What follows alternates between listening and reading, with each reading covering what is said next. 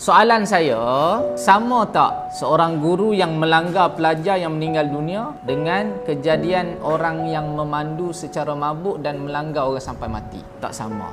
Dalam Islam, dia ada satu fiqh jinayah yang membahaskan tentang al-qatlul amdu dan al-qatlul khata'u. Okey, apa beza di antara al-qatlul amdu dan al-qatlul khata'u? Al-qatlul amdu adalah pembunuhan yang disengajakan. Al-qatlul khata'u adalah kejadian yang melibatkan nyawa orang juga, tetapi dalam keadaan tidak disengajakan. Pemandu mabuk ni dalam kategori apa? Al-qatlul amdu ke al-qatlul khata'u? Dia memilih untuk mabuk, untuk merosakkan akal dia, kemudian dia drive kereta, dia pergi tepuh orang mati. Itu dipanggil pembunuhan yang disengajakan. Jadi tak sama. Kemalangan yang tidak disengajakan melibatkan nyawa ni, apa hukuman dia? Hukumannya adalah diat.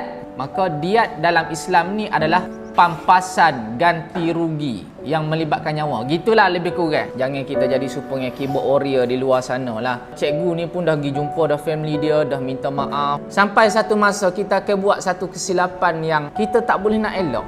Kita cuba dah untuk elok kesilapan tu, tapi tak terdaya.